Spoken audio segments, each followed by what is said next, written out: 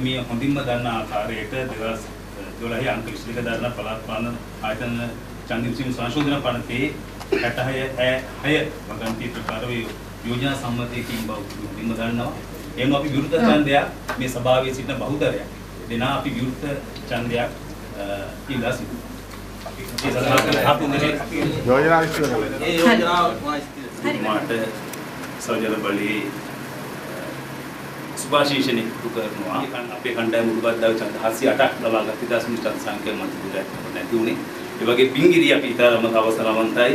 පිංගිරියේදී අපි ඡන්ද 1996ක් කරා 106ක ප්‍රතිශතයක් කරා ඡන්ද 26 කිව්වා. ඒක අපිට දිනු මත දුරේ නැති වුණේ.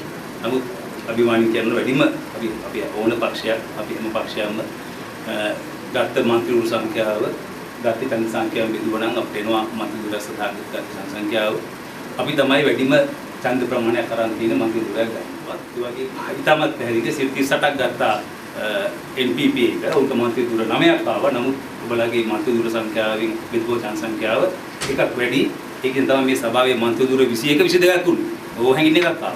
ඒකෙන් තමයි අවස්ථාවක් වුණේ කොහොට්ටු එක මන්ත්‍රී දුරයක් ලැබුණේ ඒකින් හින්දා. ඊට පස්සේ මේ කොහොට්ටු මන්ත්‍රී දුරයක් ලබා දීමේ ගෞරවය NPP එකට දෙන්න ඕනේ හැම කොහොට්ටු. අනිත් පක්ෂ 62ක් කරා. උන්ට මන්ත්‍රී දුර 13ක් හම්බුනේ. ඒ ලැබෙන ඡන්ද සංඛ්‍යාවට සමානුපාතිකව තමයි මේ මන්ත්‍රී දුර ලැබුණේ. හින්දා අපිට කියන්නේ මේ කොට්ටාශරෝ විහාරීව සමානුපාතික ක්‍රමයක් හරි කියලා සමානුපාතික නියෝජන ක්‍රමයෙන් තමයි විශේෂ අපි වගේ කුඩා පක්ෂ වලට සහ මේක පක්ෂ පහකට මේ සභාවේ අවස්ථාව ලැබුණා. ඒ වගේම පහුගිය යාපුතොර 240ක් ගත NPP එක මේ සැරේ 38යි ගත්තේ.